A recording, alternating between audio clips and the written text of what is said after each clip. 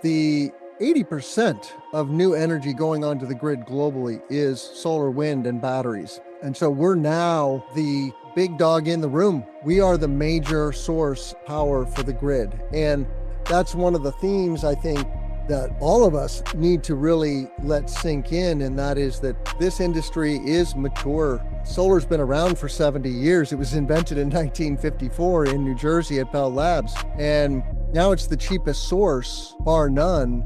Hello and welcome to the Solar Maverick podcast, where solar meets entrepreneurship and experience. I'm your host, Benoy Thanjan, so let's get into it. Hi, this is Benoy, your host, the Solar Maverick podcast. I'm really excited to have Tim Montague. He also has a podcast called the Clean Power Hour podcast. You should definitely check it out. And he actually just authored a new book that came out August 1st, Wired for Sun, the Commercial Solar Playbook. And I appreciate Tim giving me an advanced copy. I enjoyed reading the book, and I think it's really helpful for anyone in the solar industry, especially if you're in the C&I space. Tim, welcome to the Solar Maverick podcast. It's great to finally have you on. Yeah, it's good to be back. We did do an interview several years ago. I might be 3 or 4 years now, but great to be back. In the solar industry. I know. It's fast and furious, Roller coaster, especially with the big, beautiful bill. But it would be great, Tim, if you could tell our audience, who we call Mavericks, about obviously the Clean Power podcast, what you do, and then new book. I'm excited to talk about it. I think I learned a lot of interesting things that I didn't know, and I appreciate you taking the time to write a book because it takes a long time. And I know we talked about it a while ago, and it's a passion for you. And I'm excited too to talk about the next one too. Yeah, sharing my journey is kind of in my blood. My dad is a writer. My brother authored a book. My grandpa, Murphy, was the editor of the Black Diamond, which is a coal trade publication. So content creation is kind of in my blood. I'm a better podcaster than I'm a writer, and so I gravitated to that medium very early. I started podcasting in 2013 and then created a solar podcast called Solar Works for Illinois in 2017 when I went to work for Continental Energy Solutions, a large EPC in Chicago. And that's really where I learned most of what is in this book called Wired for Sun. But the podcast changed over the years and morphed into the Clean Power Hour, which they were kind enough to let me take with me when I left there in 2021. And I cover everything related to the energy transition with an emphasis on solar, batteries, and now microgrids. Because as you mentioned, the OBBB, the big beautiful bill, one of the major impacts of that legislation is that batteries are now more important because we have an extended ITC, investment tax credit, on batteries. And batteries are so multifaceted anyway. They have what's called a value stack. And yeah, solar's cool and it's great and it reduces your energy bill. But batteries work when the sun doesn't shine, right? And they're instantaneous sources of power. They can absorb power. They can give it.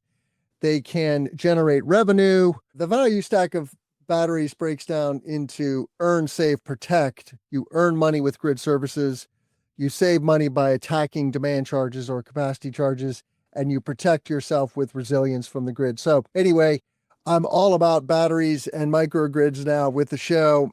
But writ large, energy transition. I'm a mission-driven entrepreneur here to help speed the energy transition, I say. Yeah, definitely. I appreciate your thought leadership.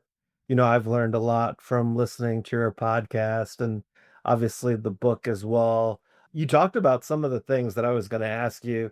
I thought it was interesting because, there's so much related to doing a solar sale, especially when you talk about commercial. And I really enjoyed reading the part about the 3 pillars of a successful sale in the book. Can you talk about that high level? Yeah, and just to recap, the book is kind of what I wish I'd had, Benoy, when I got into solar in 2016. There were very few resources in the form of books or trainings even. There are organizations like Solar Energy International, which is a very established training organization, and they do a lot of great training, but it's mostly around residential solar. And once you get into solar, you realize that Resi products, the solar panels, the inverters, the racking are all different in resi versus commercial. And so I wrote the book as a playbook to cover soup to nuts, everything from site assessment to financial modeling, sales strategy, project development, and, giving real world examples of tools and technologies and real projects that I've developed with my colleagues at Continental and EDPR. But the pillars of successful sales in my mind are: one, technical mastery, knowing how to size, design, and assess a solar project. Two, financial clarity, presenting a strong cash flow and ROI. Money really talks in the world of commercial industrial solar, and you have to be able to make a good financial case for a project to make it pencil, so to speak, or successful. And then the third pillar is trust and relationships. And this is much more important in commercial than in residential. Of course, it's important in any kind of transaction. People do business with people that they like and trust, but building credibility with decision makers, I say, through persistence and transparency is the key to success in commercial solar. And you really want to come from a place of building a long-term relationship with your customers. Today, you might be selling a solar array. Tomorrow, you're going to sell them a battery and maybe a heat pump and some EV chargers. And then you're going to sign an O&M contract for all of that equipment. And so solar is becoming more multifaceted and a long-term sale, not just a one and done. Yeah, definitely. I appreciate you first explaining the sales process is so different from residential and commercial. And then everything that you talked about with the commercial customer. And then also, too, like it takes a long time to build that trust. And then obviously selling other products in that, it's such a huge value add. You also do just highlight, you also sell a course, right, on heat spring, right? Yeah, I developed a course on selling and developing C&I solar a couple of years ago. And of course, there's significant overlap in the course and the book. But again, it's about sharing my knowledge and experience with others. We need a lot more energy professionals, Benoy, of all flavors, whether that's business development or engineers or finance or installers and laborers and, technicians. So the 80% of new energy going onto the grid globally is solar, wind, and batteries. And so we're now the big dog in the room, right? We are the major source power for the grid. And that's one of the themes I think that all of us need to really let sink in. And that is that this industry is mature. Solar's been around for 70 years. It was invented in 1954 in New Jersey at Bell Labs. And now it's the cheapest source, bar none. And we're going to go from, what is today a 10% solarized grid to a 60, maybe more percent solarized grid in the US. And other places are going there earlier and faster than we are for a variety of reasons. But it's truly a tenfold growth opportunity, or what some would say is $100 trillion opportunity, this greening of the grid and net zeroing of the economy. Yeah, I appreciate you explaining that. That is so true that we're going to need so many energy transition professionals the next 30 to 50 years. As you mentioned, solar is the cheapest form of energy, the fastest to come online. It's still a great opportunity in the US. Obviously, we're all disappointed with the big, beautiful bill and how that impacts the solar industry, but the long term outlook is still very strong. I mean, it's going to be extremely challenging, I think, for a certain period of time, and then the industry is going to adjust. Can you talk about like how the big beautiful bill has impacted the solar industry? You mentioned it a little bit with, you're transitioning, right? More into, battery storage, microgrids, because the ITC would be great. There's a reason we have this expression, the solar coaster, and there are regional solar coasters like here in Illinois. We had a boom in 2017 to 2019, and then we had a bust because we ran out of renewable energy credits, which is a cash incentive for facility owners. And it's a real driver of the industry here in Illinois. And we're a top 10 state now, thanks to the Climate and Equitable Jobs Act, which is fueling that. But nationally, we've had historic ups and downs. I think Nico Johnson said on his show recently that this is the third major downturn that he's been part of. I haven't been in the industry long enough to experience a major federal downturn before. So this is my first big down.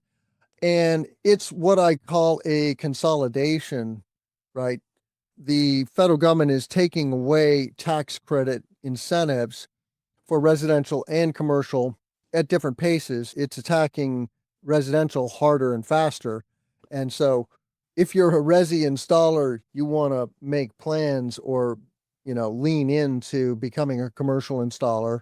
And as you said, solar and batteries is really the key, which give you the power to create microgrids, right? When you have a generator like a solar array and a battery that can store power and then switchgear, those three devices together, you can isolate from the grid and have resiliency or off-grid operation, which is amazing when the grid goes down.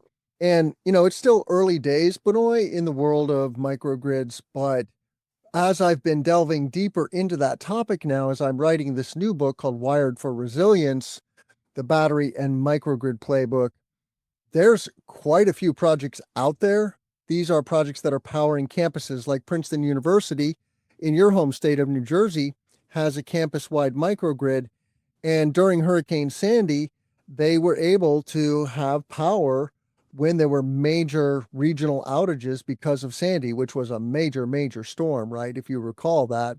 I'm sure you do. Any New Jerseyan would remember that event, or New Yorker for that matter, right? It was a disaster for Manhattan as well and Long Island. So, but microgrids and batteries are just really good for the grid. The grid is experiencing a lot of change, right? That we have a lot of new sources of load or demand coming on in the form of AI data centers. One stat there is that right now, 4% of the grid is data centers. In 5 years, it's going to be 12%. It's going to triple in the next 5 years.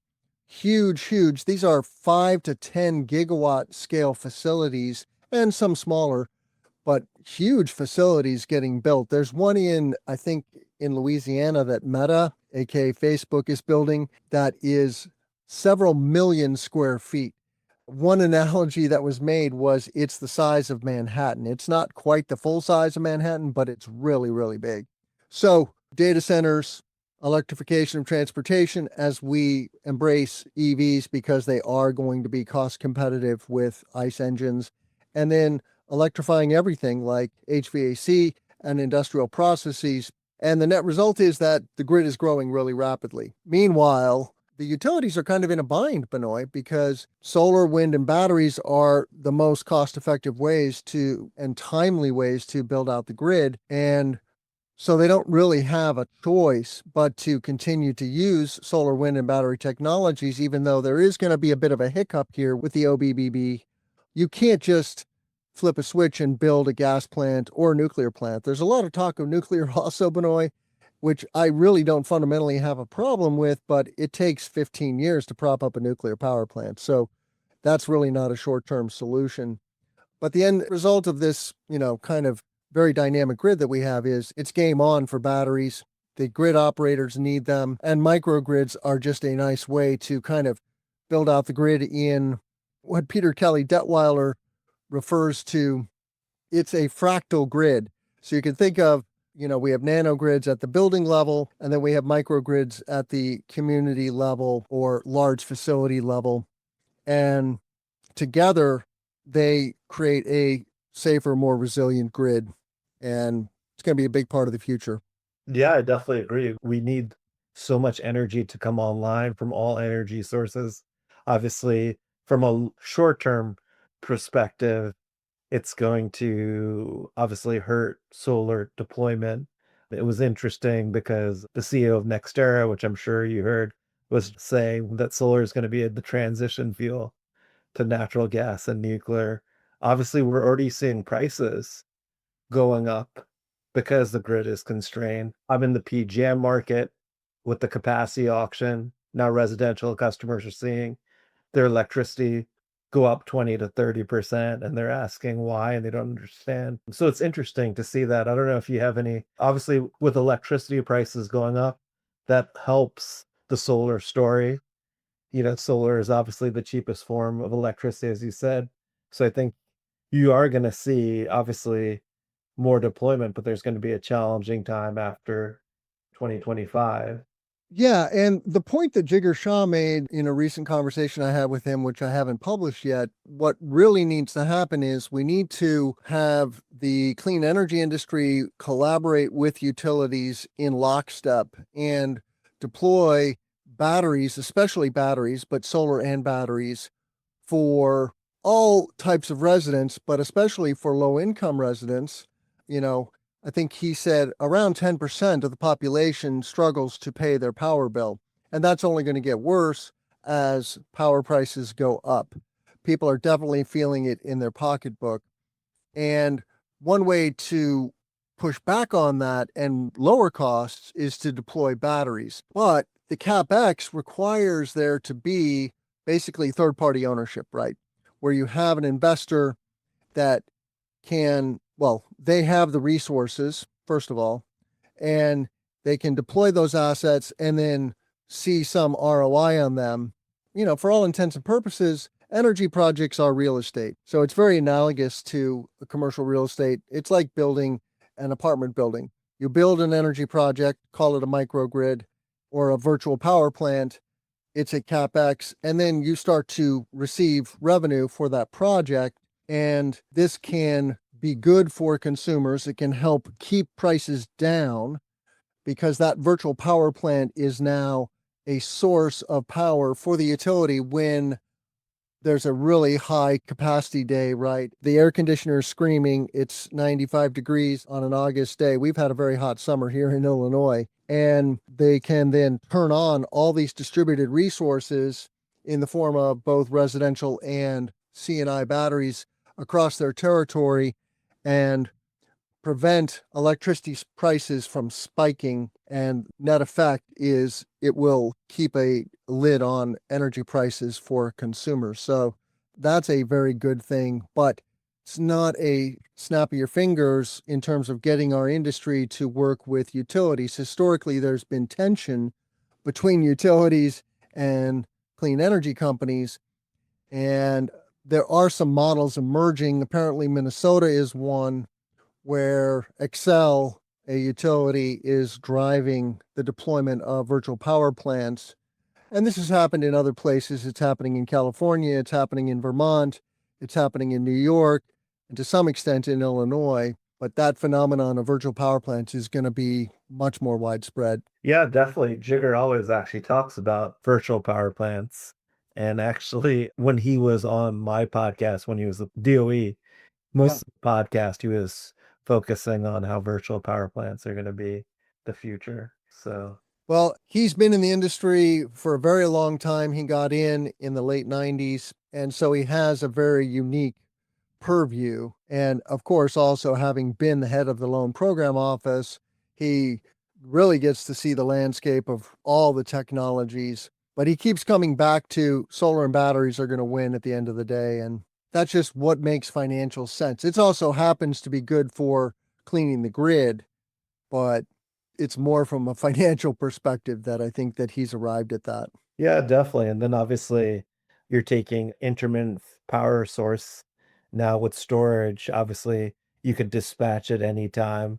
If you're a residential customer, I'm hearing a lot of residential customers from, my different conversations prioritize energy independence, especially with the climate events that have been happening or like hurricanes and other sorts of things. So that's pretty interesting to hear that.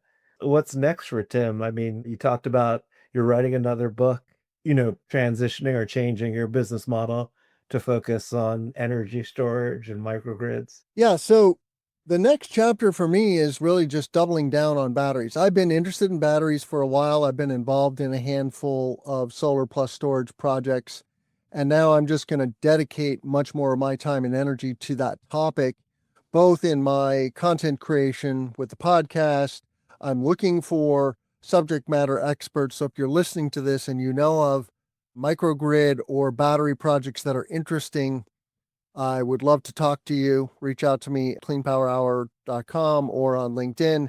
And then in my consulting business, I work with primarily EPCs. These are C&I and small utility installers, and helping them embrace this wave of battery storage. Like, some of them have some experience, but they really need to double down on storage and microgrids.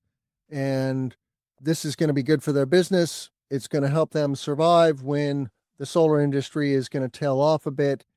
But you can imagine, Benoy, there's a lot of C&I solar out there, and residential, it's a both and, that doesn't have batteries yet, right? And so if you're an installer, you want to go back to your base of customers or just the base of installed solar and install a battery for those customers. And you need to understand the value stack, though, and how to model the ROI. And that is somewhat rocket science. You need partners, you need software as a service tools like intelligent generation, which is one of the platforms I'm a big fan of in the book, like STEM in California. And it's a regional thing. It depends on what ISO or RTO you're working in. Every region in the country has a slightly different value stack. And that's why I say it is somewhat rocket science, but it's totally doable. So that's the future for Tim Montague, is batteries and microgrids. And then also AI. I'm becoming a certified AI consultant with a company called WSI. And they got into AI consulting 4 or 5 years ago. 1% of companies in America, Benoy, have fully embraced the AI revolution for their business. And I'm here to help small and medium-sized businesses now embrace the AI revolution themselves and become AI first, because it's like an operating system that makes your business more efficient and affordable, right? And so if you don't have those tools and platforms and basically DNA, you're going to be at a competitive disadvantage. So I'm all in on AI, even though it is somewhat scary, right? The future is very uncertain when superintelligence emerges, how we're going to manage that. But for now, we have no choice but to fully embrace that phenomenon. Yeah, that's exciting, Tim. I think there's a huge opportunity with storage, microgrids, and AI, and then obviously your Yeah. energy and energy expertise. And I feel like a lot of developers and EPCs, with the passage of the Big Beautiful Bill, are adjusting their business model to go more storage and microgrids, obviously incorporating AI, and obviously to have like a trusted expert like you are, you could really help a lot of companies with what they're doing. And I appreciate, everything you're doing with the thought leadership. Is there anything else we should know about Wired for Sun, your new book? Congrats on it. I know it's been a labor of love for a long time. And obviously, where could our listeners, who we call Mavericks, find the book if they're interested in purchasing it? Thanks. Yeah, the book is available on Amazon in paperback or Kindle format. The audiobook is completed but not published yet. It's in review, and that'll be on Audible, which is Amazon's audiobook platform. I'm a huge audiobook listener, so I had to record an audiobook version of my book. And the paperback is only $13, so it's like the cost of a light breakfast. It's not a heavy lift. And the Kindle's only $1. So hey, pick up the Kindle if nothing else. And if you buy the Kindle and you reach out to me, I'll send you a free PDF of the book as well. So, or if you buy the paperback for that matter, if you buy the book, you get a free PDF. So reach out to me on LinkedIn. I love hearing from my listeners and readers, and I really appreciate this opportunity. Anytime. I really appreciate you and continue the great work. I look forward to meeting you at RE Plus in Las Vegas, which is in 2 or 3 weeks. I hope to have the podcast interview released before then. Obviously, if people want to meet with you, you'll be at RE Plus. Are you having a booth this year? I know last year, I think you had a booth. Yeah, I did a booth 2 years ago at 2 years Vegas. ago. No booth this year. I will be spending a lot of time in the CPS booth. CPS America, the inverter manufacturer. That's probably a good place to look me up, but just connect with me on LinkedIn, chat me up, and we'll find a time to meet. But yeah, I'll be there Monday evening through Thursday. I leave like midday Thursday. Sure. Well, thank you for sharing your schedule. Obviously, have all this in the notes of the podcast as well. And great to connect, Tim. I know we haven't spoken in a while. Thank you for all your work and thought leadership. Absolutely. Thank you, Benoy. Oh, anytime. Thanks for listening to the Solar Maverick Podcast. The Solar Maverick Podcast is brought to you by Reneu Energy. We're a solar development and consulting firm. If you believe that this podcast is adding value to you, please give us a 5-star review and share with those that you think could benefit from this information. Please email all questions, suggestions, and feedback to info@reneuenergy.com. That's info@reneuenergy.com. The Solar Maverick Podcast is produced by Podcast Laundry and executive produced by Benoy Thanjan and Kevin Y. Brown.